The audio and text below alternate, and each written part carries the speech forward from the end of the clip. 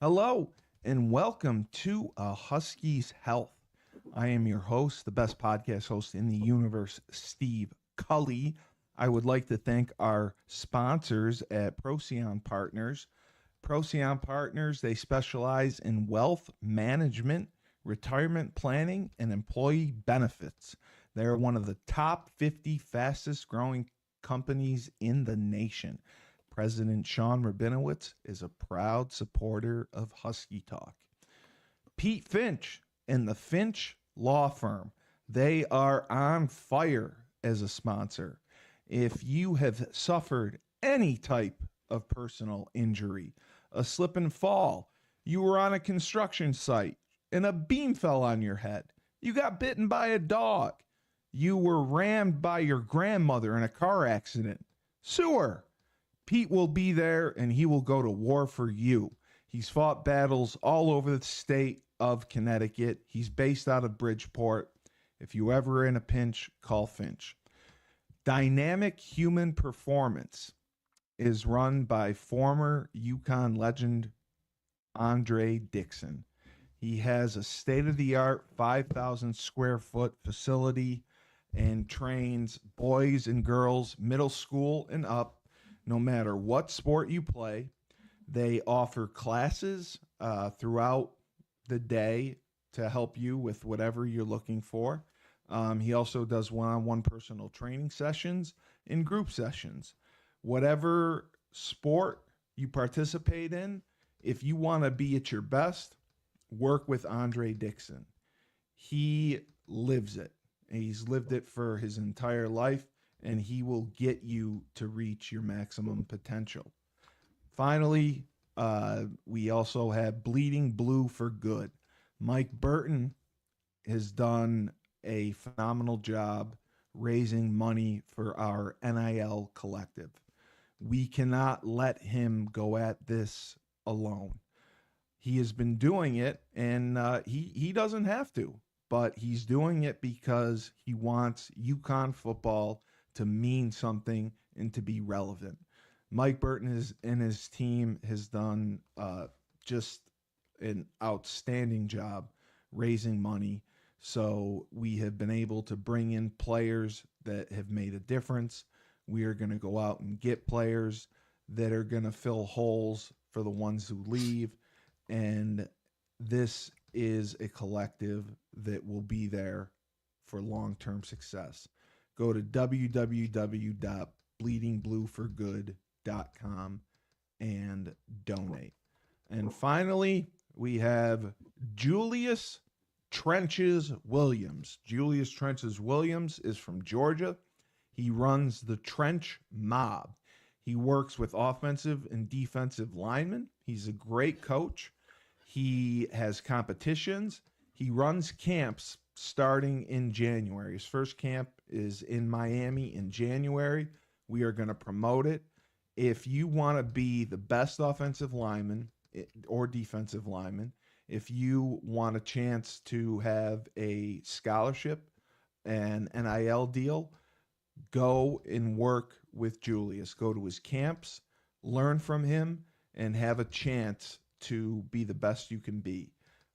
Julius calls it the Trench Mob because they truly are the Trench Mob. He has been very creative with coming up with ideas strictly for offense and defensive linemen that are competitive. You have a competition, you are awarded points, and at the end of the day, there are winners. So go to the Trench Mob, go to Julius Trenches Williams to learn how to be the best. And finally, my co-host and cohort, the guest of the hour, too sweet to be sour, and he's going to be president one day, Mr. former UConn running back. He also works for Tech Systems in staffing. He has a hit podcast, All Black Men Need Therapy. He goes around to colleges and speaks to young men and truly is a mentor and someone who gives back to his community. Christopher Bellamy. Chris, Cully, thank you. Thank you. Happy to be back with you, man. Appreciate the glowing introduction as always. Well, I do what I can. I mean, I have to lie a little bit, but otherwise, no. No, I mean, you your our last episode was excellent, and you received a ton of feedback, a ton of feedback. It always makes me nervous when I hear that. Like I received a ton of I feedback. love it. I love it. I love it. I because whenever I can make people feel uncomfortable and nervous, That means you're then doing your job, right? it means I'm doing my job. I'm so happy. If I can make Chris Bellamy nervous, then I can do anything. Oh man. Well, you have really been an advocate for mental health. You've been an advocate for fathers' rights. You've been an advocate for children, and we had numerous questions. Um, I will say from Connecticut down by Stamford, Norwich, New London. We had three people um, who asked really. I don't know if you're at the age yet with your children, but they have children who are being bullied, and it's causing problems. They've talked to the school. They don't feel necessarily the school is taking it seriously because they're younger kids, 7, 8 years old. That's tough. Kids will be kids. But it's gotten to the point where you're seeing a change in the kids as far as isolating, as far as not wanting to go to birthday parties, not wanting to Yeah. go on play dates. Is so and so going to be there? Oh, I don't want to go. And the parents just feel bad about it. Now, I've made it clear you are not a psychologist, although you play one on TV. Um, But what's the saying? I stayed at a Holiday Inn Express last week yes, or I stayed last at the night. holiday. Yeah, you're not a psychologist. You're not a psychiatrist. You're not a child expert by any means, but your calm demeanor, your advice has been taken to heart, and it resonates with people. And they were just curious Yeah. about what they could do, obviously with a bullying situation, because at that age, at least it stays at school. I know when you get to your teenage years and above, it can go home through social media, text messaging, and Yeah. all that, which makes Yeah. it that much worse. But would you have any thoughts or Yeah. advice on the situation for how they could handle it? I mean, they haven't. Two of them have not talked to the other child's parent yet. One of them did, and they're going to see what happens from it. But I mean, I don't have kids. I probably never will. But you do, and you've experienced a lot that goes with childcare. What would you have to say to them in this situation? Well, first and foremost, thank you for all our supporters who are asking me to fill these questions. As Kelly said, I'm not, I put you on the spot. yeah, no, it's all good. I appreciate these questions because they're thought provoking, right? And Yeah, I, they I'm a provoke discussion.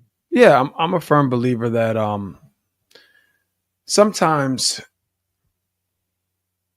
there can be something going on that won't be fully addressed and or rectified until it's spoken aloud, right? Okay. Like you could be dealing with something internally, but the moment you say it to someone else, two things happen. One, it becomes real, right? Because you put it out in the universe. Two, you've given that person um, permission to hold you accountable to it. You see what I'm saying? So to answer your original question, have I experienced it? Yeah, man. So believe it or not, so again, my daughter's 27, and believe it or not, she didn't get bullied or attempted to get bullied until college. Yeah, not till college, man. And Like Mean Girls. Jesus. yeah, it was this.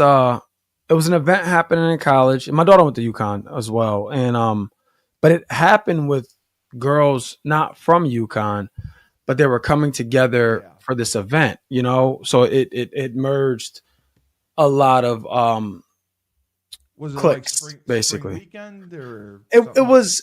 was I don't remember what it was specifically, but it was like a celebration, like a cultural celebration of sorts. I don't remember what it was, but nonetheless, they all got together and they were gonna perform. And so there was group chats going, and I don't know what happened, but it just turned, like it turned on her, and she was so upset, you know, and she's just like, why, like, because Was it people that she was with, like friends of hers, or people she didn't? it was people that became part of this collective They came to do this together. performance. Yeah, so they didn't go to school together or anything like that. They all came together, and something happened, and then there was like threats of violence, all this stuff, right? So she's explaining this all to me, and it's tough too, right, Cully, because we came up in a different time. So as parents, a lot of time what happens is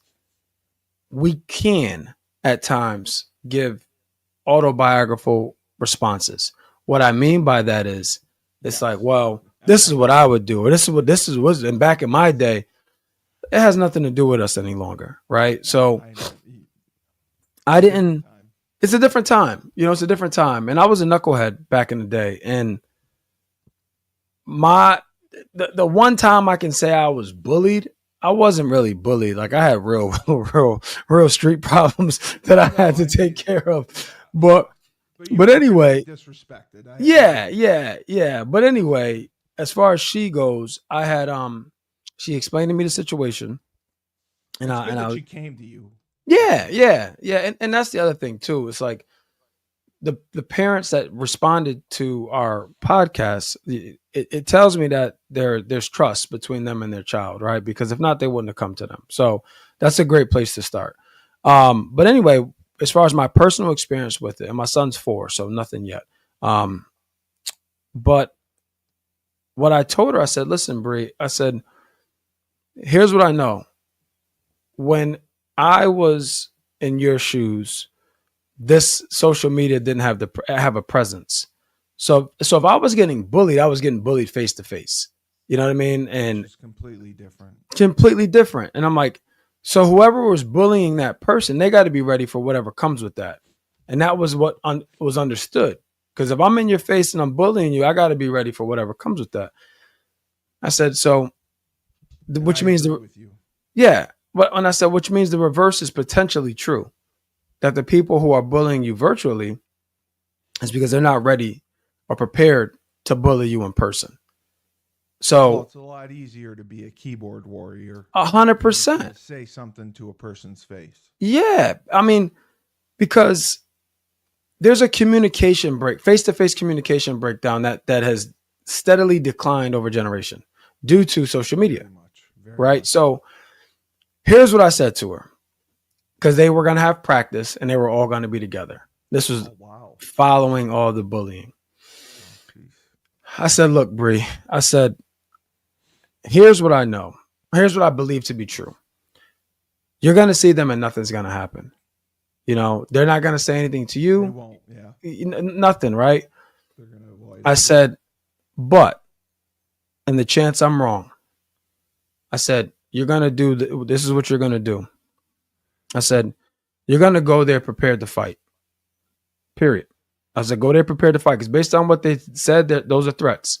So you better go there prepared to fight. So it was violence. I mean, Yeah, it was, I don't remember what it says specifically, but yeah. But you know, people can say stuff like, I'm gonna slap you when I see you. They don't really mean that, right? I know. But if it's said, you better take it serious. Yeah, So I told him, like, go there, be prepared to fight. And I said, make it known you're prepared to fight, right? Have your hair tied up, have Vaseline on your face, have a sweatsuit on, sneakers tied all the way to the top, right? Like, you be had it ready to prepared. go. Yeah. I'm like, love be it. prepared. And I said, I won't be too far, right? Like I'll be on campus somewhere, right? I won't be too far if you need me to come get you. I said, and here's what I want you to do. I said, walk in there, walk up to her, and say, "What did you say again?" And see what happens. Yeah. If nothing happens, there's nothing to talk about. If something happens, you be prepared however you need to be prepared. But you're already prepared for the worst, right? So I said, but what's going to happen? But you're going to say that and nobody's going to say anything to you because they're not. The group that I'm specifically talking about wasn't ready for that face-to-face confrontation. Not at all. They were not ready for it. So I said, if you change the table, you turn the tables by taking this off the internet or off the text and going in person and just asking them to repeat what they said on the text. And sure enough, she called me afterwards. Like, Dad, you were right. You were right. She's all excited. She's like, you're right. She's like, I went there. I didn't move. I went up to him. I running the whole thing back to me. And she's like, they didn't say nothing. She's like, nobody said anything. I'm like, I told you, right? Because you were prepared to go where they weren't ready to go, you know? And again, I'm not saying that that's right. But at the end of the day, if somebody threatens you, you better be prepared because you don't know you can't control what people do, right? You can only control how you respond. So I told him, don't go there. Don't be disrespectful. Just ask them to repeat what they said. So anyway, to the question at hand, I think talking to the parent, because at that age, it's tough, but talking to the parent is probably the first route I would go, right? I wouldn't necessarily encourage my 7 or 8 year old. I would always encourage my children to stand up for themselves, period. I will always encourage them to stand up for themselves. Like my son is one of the biggest kids in his school, right? He's 4 years old, 4 feet tall, 4 feet 2 inches and 72 pounds. He's a big kid, but I still have him taking jujitsu, right? Because it's going to work on his self-confidence. It's going to work on his discipline. And he's going to learn how to be able to protect himself, worst case scenario, because my son didn't grow up where I grew up, right? Like he's growing up in suburbia. So he's not going to have the elements to teach. Fortunately, he's not going to have the elements to teach him and prepare him for what could happen.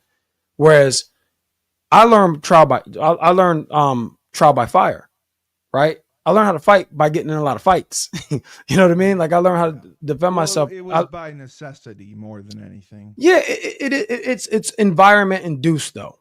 You see what I'm saying? So it's environment induced. So the reason why a lot of these kids aren't ready for that face-to-face conflict is because their environment doesn't breed that.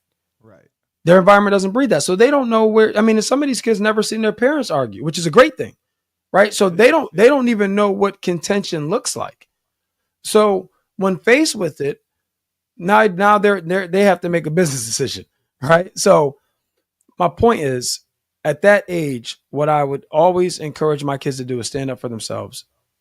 Then I would, if that's not working, I would then speak to the parents, because I like to believe, right? I like to believe that all parents want what's best for all children, right? That's just my personal feeling. All parents want what's best for all children. So with that in mind, I don't see why we couldn't come to a resolution if there was something, right? And not for nothing, some of my biggest nemesis have become my closest friends, right? Because our relationships were forged through conflict or whatever, and we've been friends and close to this day. So I just encourage parents to just speak to the other side, right? And understand that this could all just be a misunderstanding, and that parents have the best interest for kids in mind at heart. So the conversation should go smoothly. I agree. And I kind of thought it was a mistake to go to the school first. I thought that talking to the parents would be the right first step, in my opinion. So I definitely agree with you. And what I would say is, my situation, when I was bullied, once you get checked for the first time, you run your mouth and you get checked, that changes a lot of things. Mm-hmm. Hey, what did Mike Tyson say? A lot of things. Everybody's got a plan until they get punched in the face, right? Like, yep, they sure do. I don't condone or promote violence, but don't start nothing, won't be none. You know, like you got it. That's it. You got it. You had a question from Eric, all the way from South Carolina. Nice. Um, he apparently listened to your podcast. All Black Men Need Therapy. Mm-hmm. Thank you, Eric.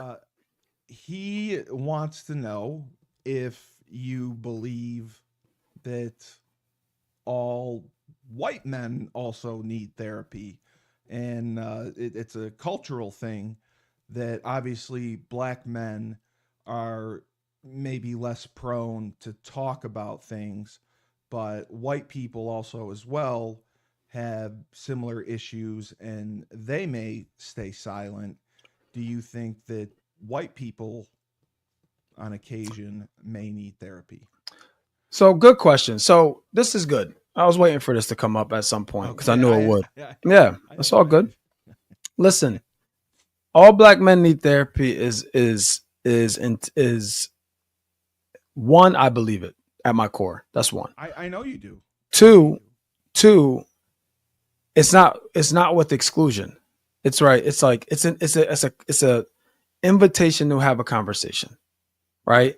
So now it's like I'm saying all black men need therapy. You don't believe me? Let's talk about it, right? You don't agree? Let's talk about it. You feel maybe your race or your gender or your subculture needs therapy too. Awesome. Let's talk about it. It's an invitation. That's what it is. It's not saying only all black men need therapy. It's not saying only all white men need therapy. Here's what I know, Cully. I can't speak for no other races. Yeah. Right.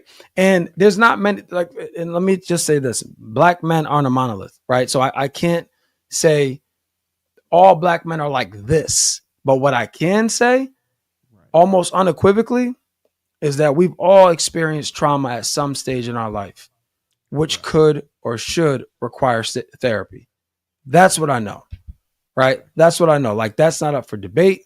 No. And if somebody can say, well, Chris, I grew up in Beverly Hills. I never worked hard a day in my life. I never had this. I never had that. Okay. And how's that working out for you? Right. So what don't you know about your culture? Right. Or on the flip side, sometimes we're so culturally entrenched that we don't open ourselves up to the whole world that's out there. I have friends, Cully, who have never left their 5-block radius where they live. I know. Right. So it's like, that's a person they're in it. And hey, guess what, bro? Why do you want to be in it so much? Yeah. Right. Why do you feel so uncomfortable when you're going somewhere where people don't look like you? Right. Or the flip side, why do you feel uncomfortable when you go somewhere where somebody does look like you? Right. I'll tell you a quick story. I was in Philly recently. Right. And now that's all I'll say. I was in Philly and we're going somewhere to get something to eat. And we were coming from a distance. And the person I was with was from Philly. And as we're walking to the restaurant, they're like, "Oh, put your phone away, put your phone away. You don't want them to know that you're not from around here." And I'm like, and I look around and the thems that they were referring to were people who look like me. Right. So I'm like, okay. Then it's like all these like fear mongering tactics. It's like, no, don't do that. Don't do this. Like you don't understand. We're not in a good neighborhood. He was that nervous about. I'm like, you're the only person I'm worried about right now. Like you're the only person I'm scared of. I know. Right. Like you're the only person I'm scared of. I'm not scared of anybody else out here. Jeez. So I say all of that to say, man, that there's things that happen to us in life, race agnostic, that we need to address. I want to be the message for my community. So it starts with you, right? Like self-development is an inside job. So how do we, myself and my partners, tear down the stigma? Well, what we'll do is we'll go on a podcast that's broadcasted in 6,000 cities and talk about our challenges. Why? Because vulnerability creates community. So that's what I'm trying to do for my community. If all white men need therapy, cool. Show me, right? Like I'm not saying they do. I'm not saying they don't. I can't speak for white men, Correct. right? Eric from South Carolina, if you want to be the catalyst, I would love it. Let's partner. Let's talk, right? I'm not saying they do or they don't. What I can say is I can speak for my folks, knowing what I know and what we've gone through that would warrant therapy. But first, before you can identify that you need something, you have to understand that it exists, Yes. right? So it's like, From within. Yeah. so now we understand that, okay, that's not normal behavior. And if it's not normal behavior, or what is deemed as normal, right? Well, let's start having some conversations. Let's start unpacking some of this stuff, right? Like, Communication is the key. yeah, like start unpacking it, right? So I love it, man. Like, if all white men need therapy, awesome. Let's do something together, right? Like, I'm great with it. I'm not hoarding information. Like, I'm not hoarding resources, right? Like, I No, want you're not. everybody to You're not. get the help that they need, but it has to start with me. You see what I'm saying? No, I do. And you had several questions asking if you ever considered going back to school and studying psychology or being a psychologist because you have so much knowledge already on many of the topics involved in psychology. Is that something that you would have interest in? Not psychology. I am interested in potentially going back to school, but not. So here's my thought. My thought is, and people can disagree with me. My thought is I'm better served by being a conduit than the practitioner. I get that. Yes. You see what I'm saying? So if I go back to school to become a therapist, I can only see who I can see. Yeah. Right? What 15 people a day, 10 people a day? I don't even know if that's possible, but that's all I can do. Whereas if I can go out and create awareness and help people understand that's acceptable, there's people who are far more qualified than me to help these folks. But if I can be the conduit to help them explore some of their challenges, to me, that's more beneficial than actually being a practitioner doing it. I agree with You see what I'm saying? So, and from in that regard, no, I have no desire to become a therapist.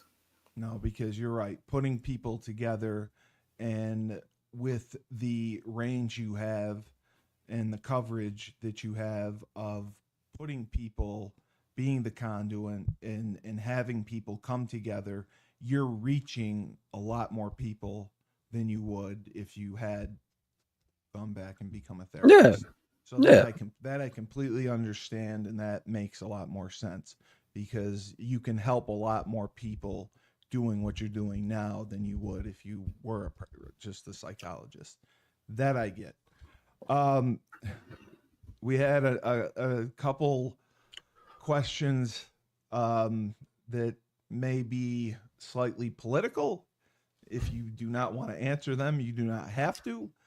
Um, they were about what happened in New York City on the subway with the Marine who ended up killing the guy who was threatening to kill other people, and he was free of whatever. He obviously had mental health problems to be in that state and to do what he did. What were your thoughts on that entire situation? Did he get? Was he acquitted? I don't even. Yeah, he was acquitted. Yeah. So I don't watch the news. So just so I try. I don't either. I try not to either. I just. but I intentionally don't watch it. Like I don't like Well, I so it's this slanted. Yeah, I agree. there's some things that are gonna come across your social media feed that you're gonna Yeah. see, right? But I don't like. I was talking to my daughter. I was in Connecticut this weekend, and I don't remember how the conversation went, but basically she was like, "Dad, this in our family." She's like, "Do all old people just watch the news all day?" And I'm like, "Well, in our family, like if you go to someone's house who's 55, 54 plus, the news is on. The news is on, right? Like you go in the living room, the news is on. So, Yeah. Like my mom, like we already talking about. That's what we were talking about. My mom, because she was like, Dad, she has the news on upstairs in her room. She has the news on in the living room downstairs. And she said when she was walking out the door, it was playing on her phone. I'm like, yeah. And when you have, That's just how that's what they know. That's how they yeah, and live and their and whole hey, lives. I'm not knocking it. It's just not for me, right? So Right. how do I feel about that? So I don't want to misspeak because all I know about that situation is the act in which he took someone's life. I don't know what physical threat that guy that he killed was bearing. I don't know. Like just race aside, I don't know. Yeah. So I don't feel comfortable speaking on it just because I don't have all the facts, right? I didn't watch the trial. I remember when it happened last year or the year before, whenever it was. I remember when it happened. I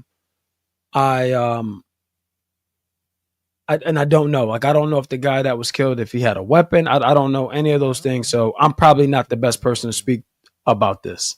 Yeah.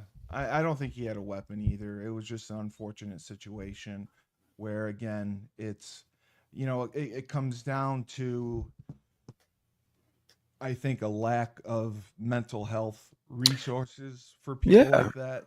And on that's both sides though, how it right? started. Well, yeah. Like Well, because what we do absolutely. know is that a life was lost, right? That's what Yeah. we do know. Yeah. And for you to take someone's life, one could argue that there's something that you need to work through. One could argue. I'm not saying it's fact, and I'm not saying it isn't. Yeah. But what I do know is fact is after taking someone's life, you definitely need to see somebody, Oh, right? of course. Yes. So there's going to be an Absolutely. element of mental health that played a part, that is currently playing a part, and that will forever play a part. And hey, how about the people that were on that train who Yeah. witnessed that? Yeah. You know what I mean? Like, Yeah. and the people. I mean, and it sounds like what was not up for debate is he was threatening people, right? So there's that. Yeah. Like, if you got your kid on that train, like again, I don't know enough about it, but I know that it's New I York was just City, trying to see right? And if he had a weapon on him or not. yeah, That was New the York only. City, man, you don't got to go far to see somebody ranting about something, like You're right. You're and right. and I don't know how much of it you want to internalize and feel like, okay, this could happen. We all have our own lived experience, but Right. I'm not gonna. I'm personally not going to. Actually, I can't even say that. I don't know. I wasn't in the situation, so yeah, we'll move on because I need more information Yeah. to Before be you able to comment on it. talk about it, yeah. No, I completely agree. Um, as far as advocating for fathers being in their children's lives Yep. and the importance of it, you have done significant research, and I have also looked it up as well. Nice. That shows that having a father involved in a child's life affects them significantly, which I didn't even know. Like Yep. it makes a monumental difference to have a father who is there in your life. It helps you, become a man. It helps you understand all the aspects that go into being an adult. Um, there were several people who asked, when did you start to take kind of an interest in the role of the father being in a child's life. They wanted to know, when did that become kind of your platform that you decided to get involved with? So that's a good question, very good question, and Right. it's multi. All right, of course it is coming from the best But podcast host in the universe. I didn't ask it, so I can't take credit. But yeah, I'm It's trying to sift through them. I'm sifting through them. no, you're good, man. It's layered. That question is layered. So it started in 2000 in January 2002. That's where it Okay. started. Wow. But It started because of a lack of I'm trying to think of the right word to use. It started from an oppressive state. And Yeah, when I say oppressive, I don't necessarily mean that I was being oppressed, but mentally I was oppressed, I right? understand. Yeah. Because I didn't believe that I had the same right. E- Nobody told me that I didn't Exactly. have the same right. Nobody. Now things were implied, right? You hear things, and again, we take in a lot of information, and sometimes we internalize that information as fact, and it may not be.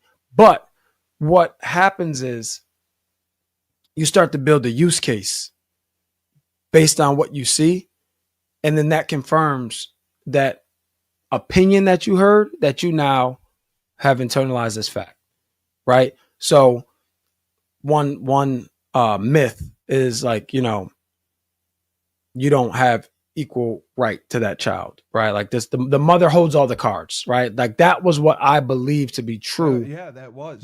growing up.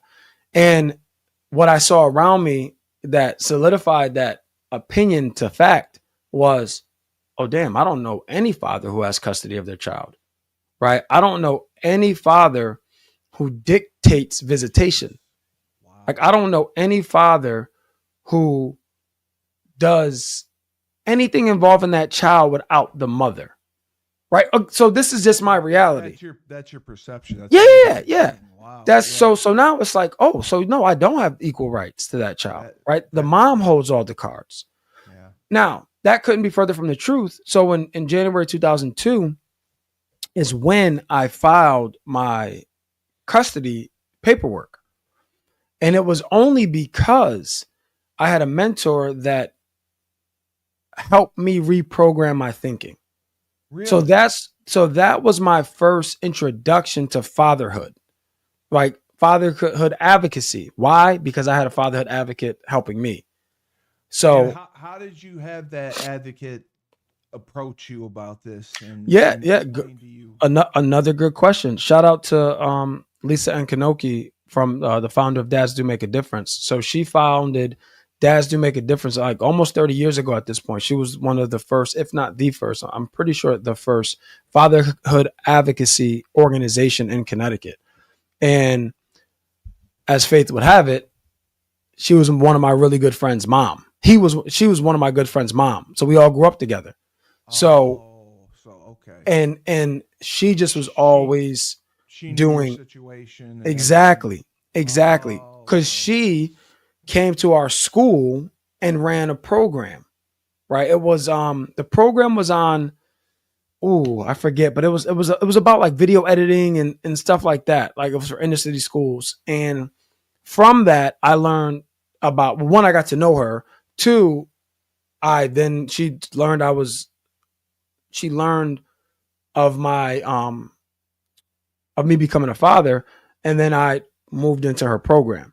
You see what I'm saying? So in that program, she did things with, getting us exposure, and she got, and it was free. Like the program was fully funded. We didn't have to come out of our pockets. We took it to NBA games, all kinds of stuff, and do all these things for our kids, like programs that we can get them involved in. So it was through there that she went to court for people during child support hearings, all these things. Like she just did it. Like she wasn't necessarily being paid for it. Like all the money she was getting was going back to us. Like she's very successful in her own right, in her PR firm, but this was like her way of giving back. So that was my first introduction to it. Having someone advocate for me, and then and as far as being vocal, that happened over the last. This is funny. Over the last 7 months, like I had an epiphany so wow, it's really that new. That in terms of being vocal. Yeah, 100%. Because, and it's all going to tie back in, Cully. Here's the deal, man. Like like I didn't realize how traumatic that time period was for me until now. As an adult, I have to reflect. I mean, I was an adult then, but I was a young adult. Like Matt Lawrence, we went to lunch, like I said, and he's like, "Man, Bell, I remember you used to miss meetings because you had to go to court for custody." And I'm like, "Damn, I forgot about that." Like I forgot about all the things I did. Like when I was at UConn, Edsel used to always say to me, he was like, Wow. hey, we need to do a story on, because my daughter was on campus with me. You know what I'm saying? So he's like, Yeah. we need to do a story on you. And I'm like, no, I don't want to do a story. I don't want to talk to anybody about what I got going on because I'm still in it. It's a private matter. Yeah. Right? It's a private matter, and It's not been I'm resolved. still I'm day to day.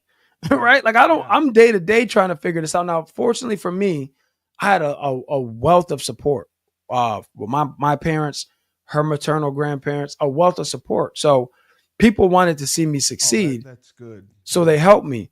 But my point is, it was still a traumatic time period. So I wasn't ready to talk to the public about it No, because, that's again, I'm still in it. You're Like a I'm kid not. too. Yeah, I haven't gotten out. Like I haven't. Like now I can talk about it. Why? Because my daughter's graduated college. Right? She's Yeah. a successful member in society. Right? Like I've done my job. So now, yeah, we can talk about it now. She's 27 now, though. Yeah. Yeah. You see what I'm saying? But exactly.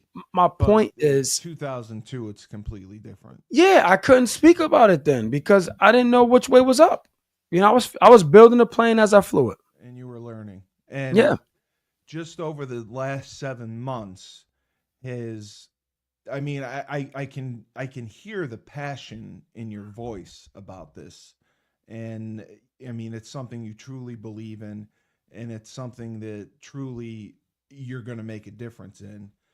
Um, you have a plan to put together curriculum, coursework about it, study about it. What is your eventual goal to do with all this research, all this information, all this planning, all this developing that's really, I mean, it's 20 years in the making. That's funny when you say it like that. Well, I didn't, I mean, I feel bad. I didn't know. And to go on like that for 20 years and really, I mean, this is your passion project. You believe in it and you want to make a difference and you want to make changes. So there has to be Yeah, I a think path that you want to go down. to answer your question, it's like And you don't want to run for Congress. most likely no. Yeah, most likely no. But in terms of the fatherhood work, man, honestly, what I would like to do, like my goal, is to speak at universities. Here's why, Cully. Okay. Speaking of some of that research, We can do that. Yeah. 5.4 million college students have children, Yes. right? 5.4 million. So I'm like, man, there's probably some unknowns out there, right? There's some stuff that they don't know that they could benefit from knowing, right? Like, period. And to my knowledge, I don't know of a overarching program that universities have nationally that addresses this. They do. You know, No, you're right. so They don't. so for me, like that's what I want to do. I want to help people navigate those challenges, right? Because being a parent is hard, and then trying to go to school, right? Like and not to mention if you're a single mom or you're a single dad, right? Like that's just so there's a population of people out there that could, I'll say it another way. I would have benefited immensely if I had somebody that was in my shoes that can come speak to me while I was going through my stuff. That's what I'll say. So I know I'm not the only one. So yeah, I mean, two things I want to do. I want to do a TED talk, and I want to travel and speak to universities, man. Like that's because that's 5.4 million people, right? Like there's a lot to there's a demand for it, you know, whether they know it or not, right? I didn't know I needed somebody to come speak to me about how I can navigate this, and the legal thing is one thing, right? But then it's again part of my fatherhood identity. There's the identity piece to it. It's undoing and unlearning some of the myths that we believe to be true, and finding your true parent identity. You know, and it's not just dads, man. Moms, I mean, postpartum, right? Postpartum depression is a real thing. And not only moms can have it. That's the other thing. Like the misconception is moms who deliver the baby are the only ones who can go through postpartum. No, dads can too. But guess what? Part of that process, right, is figuring out who you now are. You see what I'm saying? Like that's part of the depression, right? It's like, and I'm not saying that's the sole reason. I'm not saying that's the only reason. I'm saying that's part of it. What is your identity as a parent? Like, how do you develop that? Because some people feel like when they give birth to the child, they'll have it. That's not always the case. No. It's not always the case. So people have to work themselves into it in some cases. So that's all. Just being there for those who need the help. That's it. No, I agree with you. I agree with you. And you're doing a good job of that. And I'm excited to see where it goes, because it's going to make a difference. And that's something, at least, we can easily help you get booked to speak on college campuses, because Yeah. So UConn, if you're listening, holla at me. All right. Let's figure something out. we'll talk to Phil Hunt. Believe me, we'll get you there, because that's where it started. So I definitely agree. Wow, the touche. That is exactly where it started. Yeah. I definitely agree that that's where it would be great for you to have a conversation there as well. Holiday times, people going through depression, Yes. and I just briefly mentioning sports. I came off a rant on another podcast of the transfer portal and people entering it. And, I think it's greed. I think there's a lack of loyalty. I understand maximizing your value and trying to get as much money. And I don't think that should be the sole focus. I think you should have some loyalty to your team. But your feelings on the transfer portal, people testing the waters, and the finances involved in it, it just seems like it's growing too fast, and the money's too great, and the kids are getting lost in the shuffle. And that's my opinion of it. Is that they're not necessarily thinking about the kids. They're thinking about how can we make our team better, and how can we give this kid the most money, and is there a psychological piece to it as to, should the kid be talked to or evaluated before he makes a decision to leave? Just what are your thoughts overall on that? The unfortunate thing, Cully, I don't think there's a one size fits all solution.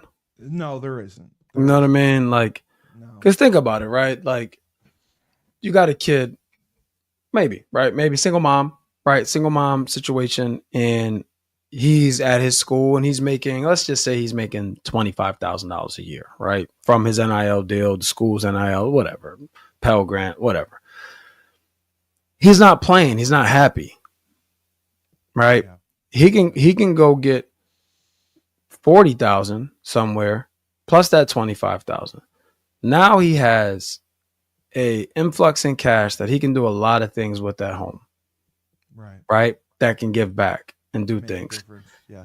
And a lot of times when, again, we talk about this on the podcast. We talk about I don't remember what episode it was, but we talked about how some kids become the man of the house at 9 years old. So exactly. Yeah. There's a inherent responsibility of that kid who's playing. Now, keep in mind, his parents at home or his mom or dad at home, they only want him to finish school because for them, he is their solution. Yeah. Depending on the circumstances, right? Depending on the circumstances. Meanwhile, there's something called survivor's remorse, right? Yes. Which is like, well, I'm making all this money and my parents are living in the projects. So what can I do to help impact them immediately? Well, you know what? I'm not playing here. I'm not happy here. I can go down the street or down over one more state. And that only will expand the opportunity for me to help. And be more almost putting themselves second. Now that's one scenario. Then you got another scenario where kids like, yeah, I'm getting some reps, but I should be starting. So I'm going to go somewhere else. Right. like, but on the flip side, dude, on the flip side, that same scenario, that coach in the back of their mind could be like, Steve's not going to be our starter next year. He's getting some reps, so we need to go find somebody that can Yeah. start. Yeah. You know what I'm saying? So then now what? Both ways. Yeah. So it's just tough. It's again, I have a love-hate relationship with the portal and NIL. Well, I don't have a love-hate relationship with NIL. I have a love-hate relationship with the portal. And then what the money does, right? So it's like I get it. And I'm not saying it should be this way, but I get it from a necessity standpoint. Like I feel like the money that the kids should make a percentage of whatever money that absolutely someone capitalize off them. Like I feel like that wholeheartedly. But I feel like there needs to be guardrails, like guardrails, I like agree. that can help with sustainability of a program. Yeah. And it needs to be guardrails on both sides. It needs to be guardrails / protection for the kids, guardrails / protection for the coaches and the school. Yeah. So it's all we gotta get it.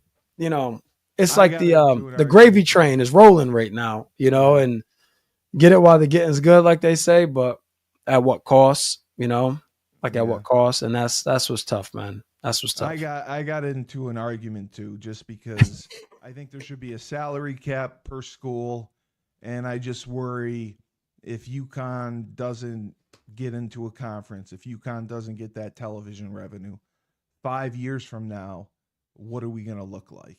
And that's what scares me. See, this is the problem, Cully. They want to pick and choose the professionalism they want to embark on. So it's like you are you going to pay them? Cool. But you're not going to have any other parameters. You know what I'm saying? Like you mentioned a salary cap. Like there's regulations for that money in professionalism, right? Correct. There's nothing right now. So it's like you can't expect. I guess what I'm saying is you shouldn't be surprised by what's happening based on the infrastructure that's current right now. So you can't put the toothpaste back in the tube or whatever. Yeah. That's what that's a good one. That's a really good analogy.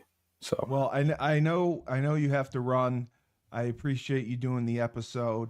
You were fantastic as always, and you get a ton of feedback, a lot of questions. I think that you are definitely making a difference with your answers, the advice you give, and you always think before you speak, where I'm the opposite. I'm impulsive. I just say, fuck you. So I would say instead of my tagline, I would change the tagline for this show because I always say it. It's okay to not be okay. Oh, love it. Yes. For my co-host, Chris Bellamy, Tech Systems, Staffing, Top Podcast, All Black Men Need Therapy, and just the man overall. And I hope to see him on December 28th if he can get to Fenway. Oh yeah, I'm there. I already got it worked out. Beautiful. Then I'll get to hang out with you guys. And I myself, Steve Cully, the best podcast host in the universe. This has been a Husky's Health. And again, remember, it's okay not